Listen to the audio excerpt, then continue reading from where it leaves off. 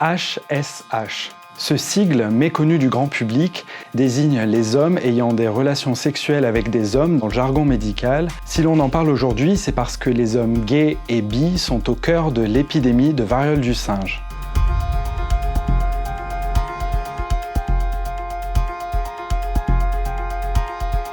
D'après les dernières données disponibles, les hommes gays et bi représentent la quasi-totalité des cas de variole du singe recensés en France.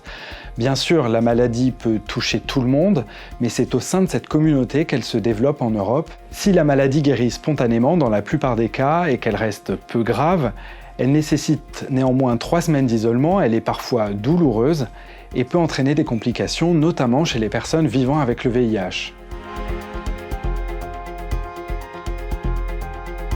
Les modes de transmission, principalement les fluides corporels ou le contact prolongé avec une personne malade, rendent difficile la prévention.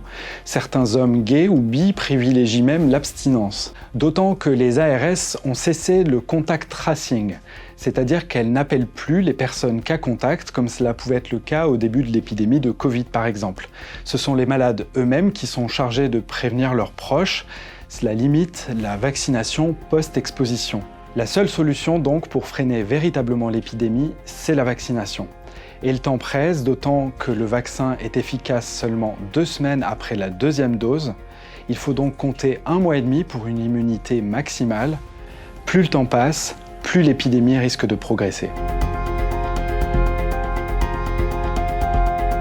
Depuis le début de l'épidémie en France, les associations de lutte contre le VIH comme AID ou ACT UP Paris assurent l'essentiel de la prévention à destination de la communauté gay et elles poussent le gouvernement à agir pour accélérer la campagne de vaccination.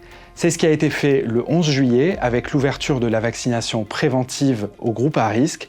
Mais cette campagne de vaccination a très mal démarré, elle a même été qualifiée de chaotique par les associations. Les délais pour obtenir un rendez-vous sont très longs, les centres de vaccination trop peu nombreux, notamment en dehors de l'Île-de-France, et les listes d'attente comptent parfois plus de 600 personnes. Le problème, c'est évidemment le manque de doses de vaccins. Jusqu'à présent, les autorités sanitaires ont refusé de communiquer le nombre de doses en stock, s'abritant derrière le secret défense. Un représentant de la DGS a seulement indiqué le 13 juillet dernier que 7500 doses avaient été déstockées pour le début de la campagne de vaccination et que 5000 doses par semaine seraient déstockées ensuite. Ce stock de vaccins antivarioliques, il a été constitué dans le cadre du plan variole. Il est piloté par le secrétariat général de la Défense et de la Sécurité nationale. Si je vous divulgue les choses qui sont couvertes par le secret, je risque 5 ans de prison et 100 000 € d'amende. Je vous trouve très pousse au crime, mais voilà, j'essaye de tenir bon. Les autorités de santé n'ont pas non plus détaillé les commandes passées ou prévues au cours des prochaines semaines. Le contraste est saisissant avec l'Allemagne qui a annoncé dès la fin mai la commande de 40 000 doses pour prévenir l'épidémie de variole du singe.